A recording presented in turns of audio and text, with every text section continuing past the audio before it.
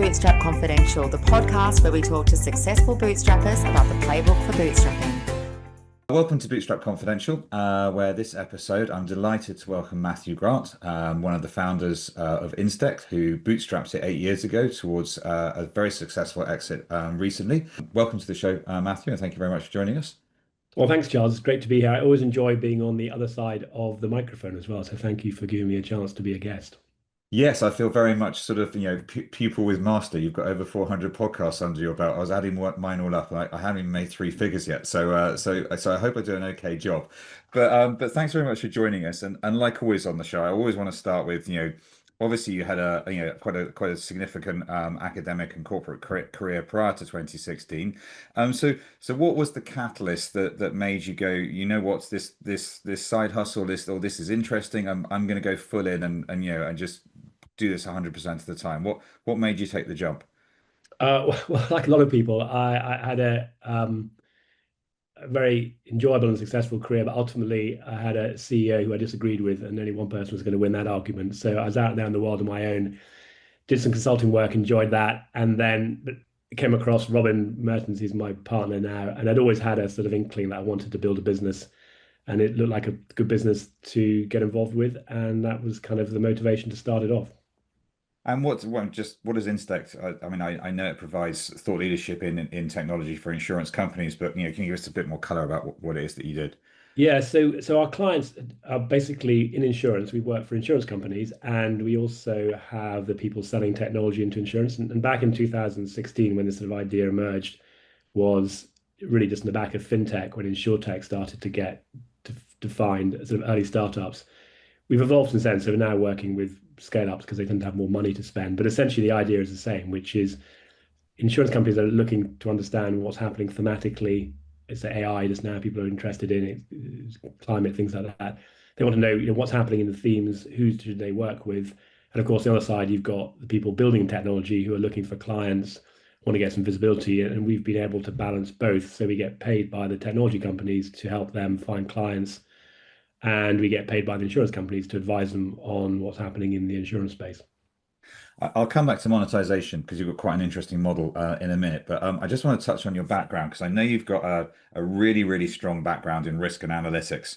And when people talk about people founding startups and doing startups, everyone always thinks, wow, that's so risky, that's so crazy.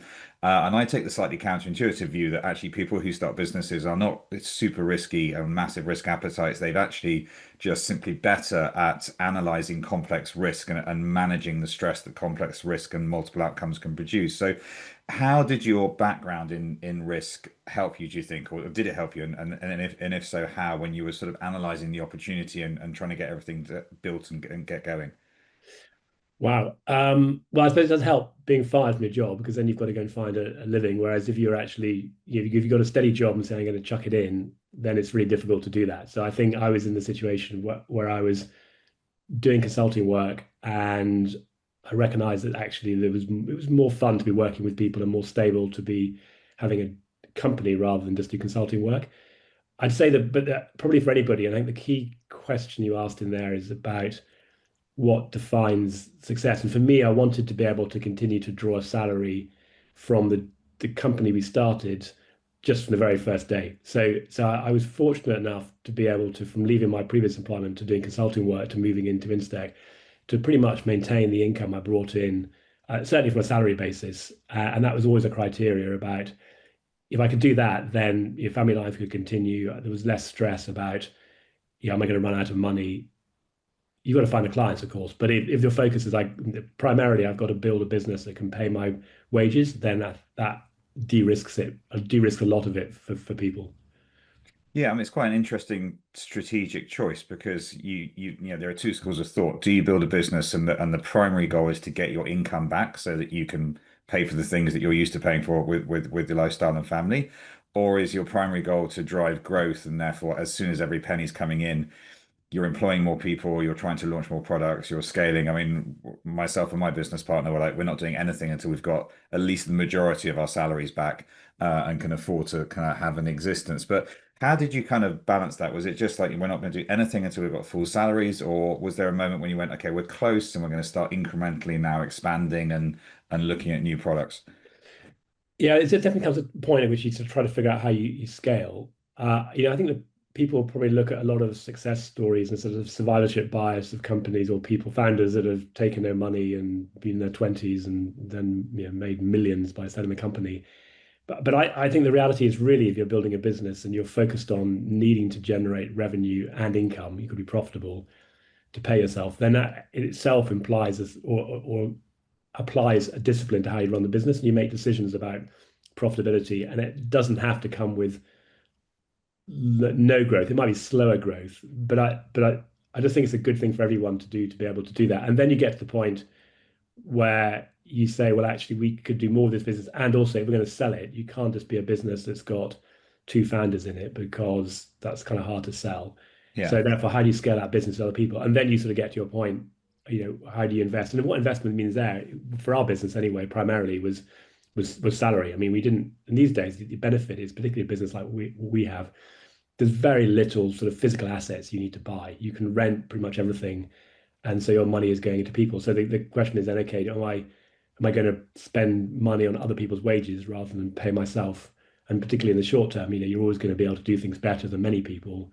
So you've got to allow for that sort of that growth. But yeah, we could talk more about that and and the sort of choices we made. And then how, I mean, obviously you decided to bootstrap. I'm a passionate fan of bootstrapping and all its benefits, but what were the reasons that you thought, let's just get this up and running, let's bootstrap it, let's get product market fit, let's work out how to monetize it. Did you accidentally fall into bootstrapping it, or was it a deliberate decision? And what was the sort of thinking? I mean, a couple of things. I think this stage in life, latter years, rightly or wrongly, probably wrongly, we kind of you tend to think you know what you're doing, and having somebody who's an investor and then tells you what to do is just, don't always like that. And there's a cost to the business in terms of time. And we weren't in a hurry. And in a way, I'm not quite sure how to spend the money other than just hiring more people. And then, we wouldn't have tested the market. So for us, it was if we discovered something that we felt right, we need to accelerate this with bringing some money in, and we need to go and hire some more people, or we need to run some bigger events because that's predominantly where we generate our revenue today, then we would have done that. But we never got to a point where we said, well, we could accelerate this business if we went out and hired a lot more people. We did have one product we started testing out that could have gone that way, but in the end, it just didn't. We couldn't get the product to generate the revenue, so we tested it. Sort of great fan of Eric Ries's Lean Startup. We tested the product and people weren't going to pay for it, so there's no point investing money in it. Just if there's no market for it. Yeah, also a fan of Eric Ries and the Lean Startup. So just talking about testing the product and generating their revenue and monetizing it, how did you initially go about testing the product, getting product market fit, and then you have quite an unusual monetization model? Yeah, so initially, the primary driver of revenue for us, and still today actually, was what we call membership. So we basically build a community of 30,000 people around the world, some face to face, some digital. And of those, we have at any one time about 100 companies that what we'll call members. And essentially, they pay us a fee, annual fee. They can draw down on that to get certain benefits, such as trading in for sponsorship or the podcast. And then we have sponsorship. And so for us, it is very much we've got an idea for doing an event.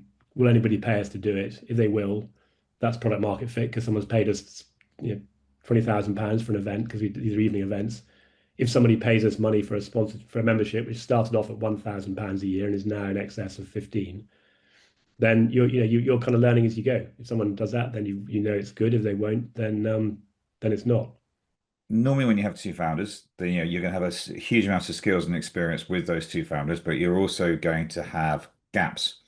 So when you had those gaps, what were some of the, I mean, did you teach yourself? Did you employ other people? Did you just go, what, we're going to focus very specifically on this thing here? What were some of the gaps that you had, and how did you resolve those issues?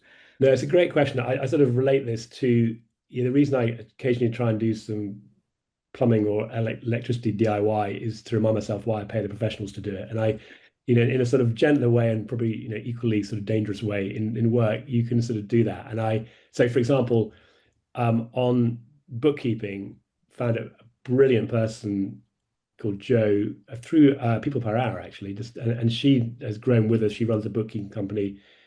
We use Zero.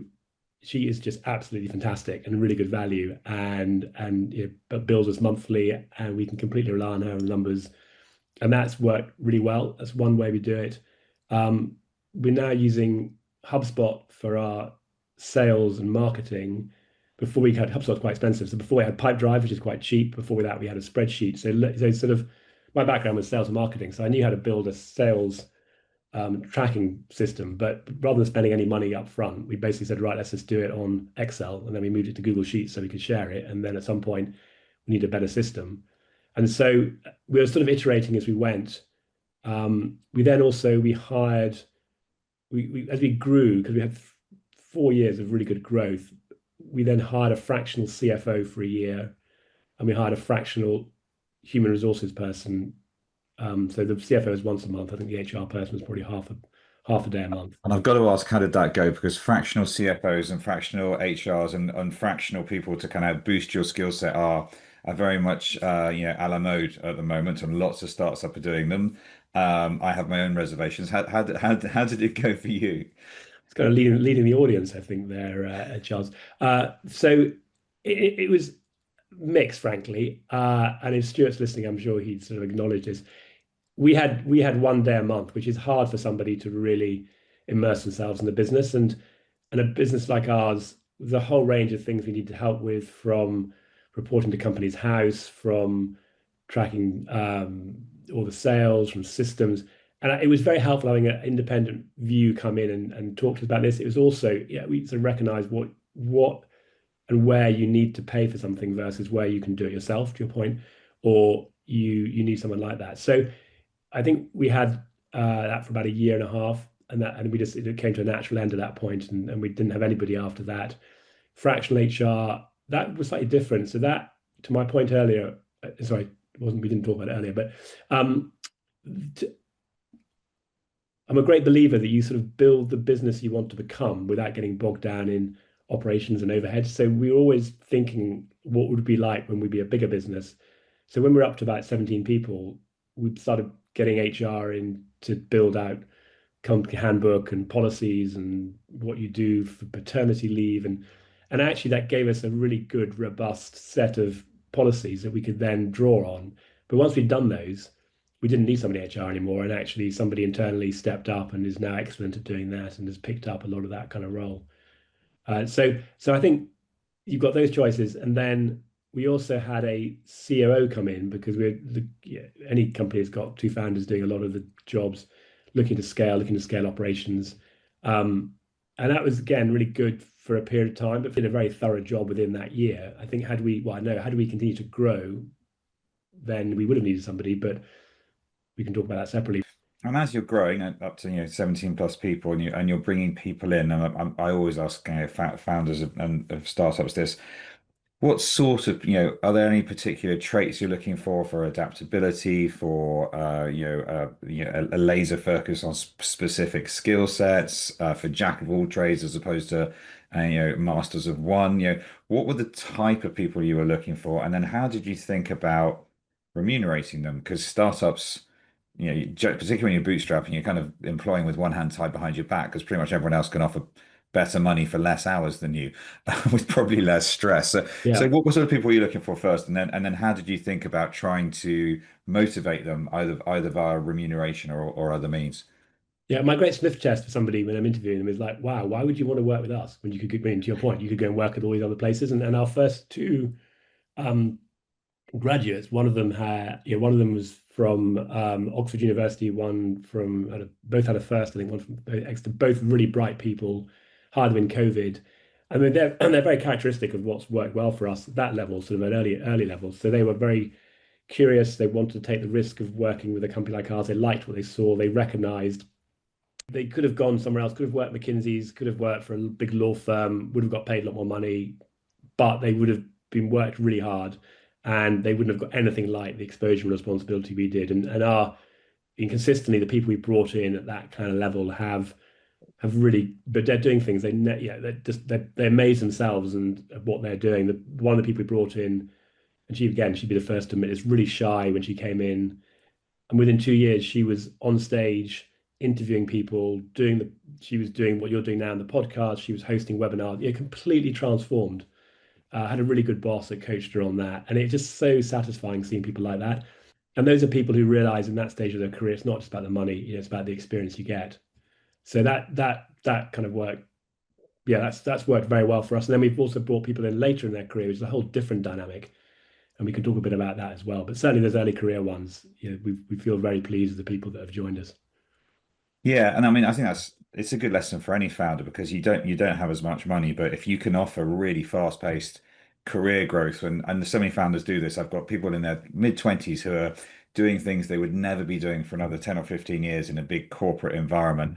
Then that, to the right mindset, to the curious mindset, which is probably the number one word that every founder like hits on when you ask who do you employ. They say people who are curious, and for us that was like the number one criteria.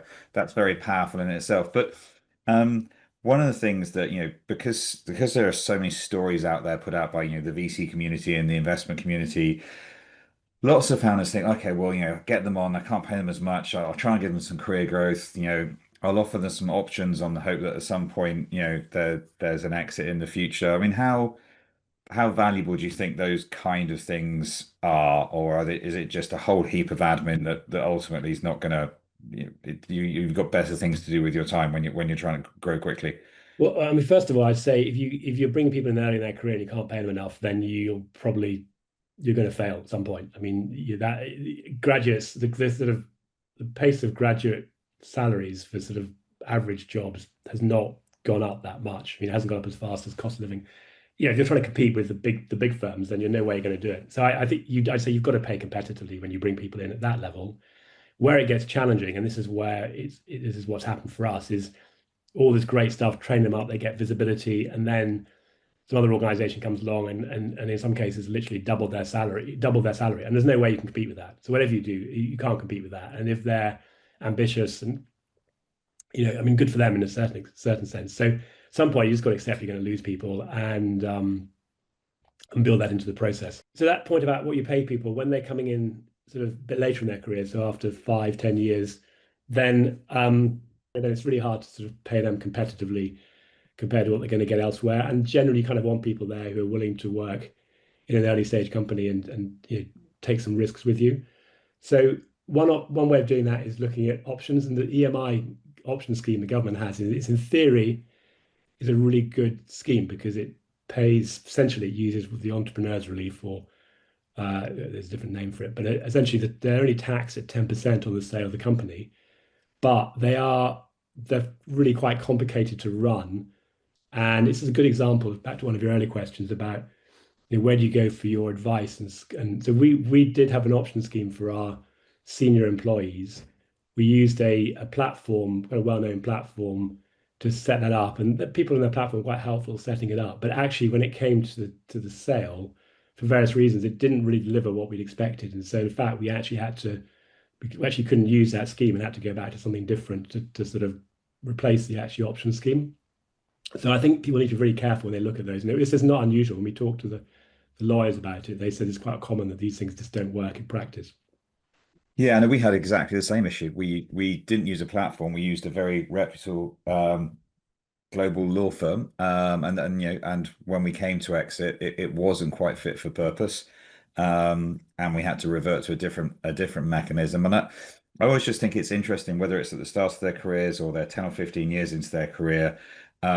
The motivation, how you motivate people that you're bringing into the organization, because obviously, even when you do have options that work, that assumes there's going to be an exit. It's going to be a successful exit. There's going to be a big valuation. There's a huge amount of assumptions in there. And if people are just coming in for the options because they've read somewhere that, so and so joined this company and they were one of the first through the door and now they're a multimillionaire and retired, is that necessarily the motivation you're looking for when you're bringing people in? It's better to have people who are proud of the work and fascinated by the product and curious.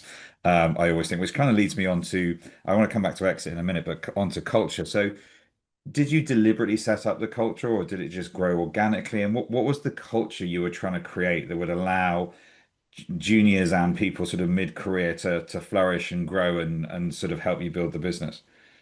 I'd say every startup, the culture is going to come from the founder, or interestingly, the founders. So, good reminder if you're starting a business with somebody. And I think I couldn't have done a business on my own. I think having a co-founder is incredibly helpful. But ultimately, the business is going to be influenced by the culture of the founders, or the dominant founders, I guess, if you've got more than two, or maybe you have a dominant founder if you've got two. So yeah, our culture was around. You talk about curiosity. Actually, we have that in our kind of tagline. We are the community of the curious. So we like people that think about things. We don't take ourselves too seriously on the one hand, but actually we're also willing to call out things we don't understand or don't agree with. So even if it comes on stage, if we'll try and do it respectfully. Or on the podcast, if someone says something we don't understand, or we think they're sort of being a bit too marketing-y, we'll just say, like, maybe you could explain that because I don't quite understand.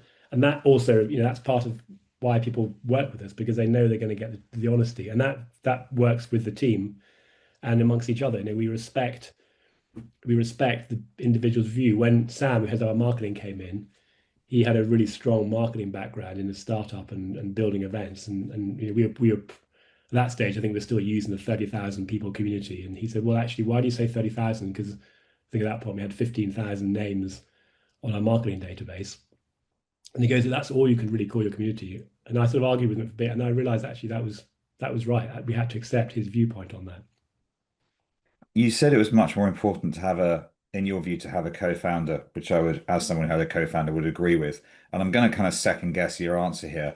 Is that because when you're going through the journey, and a lot of the journey is kind of like, walking through the fiery paths of hell, sometimes it can feel like, but when you're going through the journey, it's so much easier if you've got someone you can talk to who knows exactly what's going on. I mean, partners, wives, family, friends, etc. They can kind of understand, but they never really quite get the kind of the minutiae of the situation you're in. So is that the reason? And does that help you cope with the stress and the toll that running a business takes, or there are other reasons as well? Yeah, definitely having someone you can bounce ideas off is really important. I mean, what I've learned is just because I think something's right, it doesn't mean it's right. Especially later in your career, you've been successful in another job, and sometimes you need someone to say to you, actually, I don't agree, or and I think the important thing of it in a partnership is you have to allow for the fact that you have to allow the other person to have their point of view if you don't agree with it, and just choose your battles carefully. But also, yeah, I think we all think differently, and I tend to sort of think by talking to somebody. So I might have an idea, but it's not necessarily a fully formed idea. So I go, "Hey Charles, I think we should do this. I've had this idea, overnight. What do you think?" And you go, "Well, don't think we should do that. We don't think we should do that." I go, "Yeah, you're right. Actually, it wasn't a very good idea." Or you can amplify and say, "Yeah, that's great," or we could add this, and I think also it's really lonely being there on your own running a business, Yeah. and of course, our staff today are wonderful, but sometimes you just got to grumble about things, and having somebody that you can sort of grumble with, get it off your own shoulders. Because you mentioned the family, and yeah, I've got a very understanding wife who's also has got a really good insight into business and will give comment. But I come back too often and grumble about things, which inevitably there's always something in a day to complain about. And then her point of view is I'm always grumbling about the business, whereas Robin and I can just sort of Yeah. get through things and move on. So there's lots and lots of reasons. I just think it'd be so, well, I was going to say, so hard to, if I was to do it again, if I was to start up another business, I could probably do it on my own, but I'd have some other kind of advisors. So I might have, uh, yeah, I don't know, advisors or something else. I think the other thing when you've got investors, you have those advisors, investors, but it's a very it's a very um, uneven distribution of power. Your investors are Yeah. telling you what to do, and if you slip up, then you're out. So they can be very helpful when things are going well or things are kind of neutral, but there's a limit to how much you can really expose to them and sort of. Whereas a founder, you're absolutely in it to get your interests are completely aligned. Yeah, no, absolutely. So obviously, you've very recently exited. So, and this is always an interesting thing because when people start businesses, it's like, oh my God, can I get this thing up and running? And that's not focused on that as a distraction. Then once it's up and running, it's like how quick, how can we grow it? How can we build it? And then you sort of get to the point of exit, at which point you realize I wish I'd done all these things right back at the start because that would have put us in a so much more advantageous position now, or it'd be easier, or we get a better valuation. So, what were some of the things that you'd fortuitously had done that were good, and what were some of the things other than, obviously the confusion over the options? What were some of the things where you think, well, maybe if we just spent a little bit more time at the start on that, that would have made this whole process a lot easier. Well, let's start with things we did well, and maybe I'll give you a few things didn't do so well, and we'll come back to end it with some happy stories as well. So, we understood the importance of marketing for our clients because our business, we're marketing ourselves, but we're also marketing our clients. So we invested disproportionately in the website, in the things we're doing with everything we do. We make, it's back to my earlier point, we try and make ourselves look like a bigger organization, and that's given us a sort of lot of visibility and credibility, and is actually how our acquiring company found us. So that worked well, and I wouldn't really change much about that. The the the feedback we got when they were going through due diligence was that the way we'd been tracking our financial records was really good. So they're very quickly able to identify where we were, what the plan, and we were on plan, and we started the process, sort of forecast for the year, and just sort of being British and a little bit modest, we slightly underestimated the growth, having been caught out a few times. We sort of underestimated the growth and the profitability. So as we move through this due diligence process, our numbers are looking better and better. So from their That point always of view, helps. there's a very sort of positive trend. It changed the dynamics of the business, and it made the business worth more. And they were happy with that because actually it was a better business. So I think just being a little, people always, not always, but you sort of traditionally people look at the kind of hockey stick, and you go out to the founders and you have this ridiculous plans that no one knows is ever going to work, but it's meant to show you're really confident. And then of course you fail. You fail straight away, and then you're immediately on a back foot with your investors. Far better off to have your first year as an investor where you're actually over delivering. So those are a few of the things that worked. I think just what I would say was a reminder for anybody in a business these days is, yes, there are still companies, and certainly ones that make the headlines, are being sold on multiples of revenue or numbers that don't seem to have any kind of basis in reality. But a lot of companies, and particularly those that are PE backed, which our acquirers were, are looking for earnings, looking for EBITDA. I mean, and so we went into this. When we started thinking about the sale process a few years ago, we'd seen evidence of people that bought communities, and we thought our buyer might be a big organization like a Google that wanted our community because then they could access all the sort of partners, and we'd be bought on a multiple of revenue. Well, the reality is that actually these days that doesn't happen very often, and really, so therefore, if you're going to go, EBITDA is going to be an important part of it, you really manage your costs in the couple of years coming up to the acquisition. Yeah, I think it's very rare, I think, apart from in the media, that anyone gets bought on multiples of revenue these days, outside like the latest new tech thing. It's almost always multiples of EBITDA. But you mentioned when you were replying there, you said something. You mentioned like a few times in the past you'd got your numbers wrong. So obviously you come from a sales and marketing background. So how did you what was the lesson, and how did you learn it and get better at it? Because that's so often an issue for any business. Like, well, these are our numbers, that's our plan, and like, oh, we've been a little bit over optimistic there, or there's been a disconnect between forecasting and marketing, or what were the lessons you learned, and when it went wrong? Yeah, what do they say on those sort of financial adverts? The past the past is not necessarily a representation of the future. You may lose your investment. Yeah. I mean, that happened sort of the first 3 or 4 years. We were doubling revenue each year, but we started off from a very low base. So that wasn't, it was still a good, but it was. But then what happens in 2023? There was a kind of mini financial crisis, and people stopped spending money on marketing. And we'd forecast. We hadn't forecast doubling. We'd forecast a growth of about 25% going into the year. So it was still quite conservative, but actually at that point, 25% on the revenue you had was quite a lot. So we were hiring into that. We saw so this is another interesting angle. We had a lot of positive feedback on our reports. Turns out though, that we couldn't generate a lot of revenue from those. And so what happened, we had a forecast. There was kind of top-down forecast based on feedback that people liked these reports, is one good example. When it actually came to then go and make the sales, then the sales started to slow down. And we were able to, we had Joe, I mentioned before, did a very good sort of management account. She was doing, all the things you expect, P&L and cash flow. But because we weren't being more conservative about readjusting the forecast during the year, we were sort of managing on the cash in the business.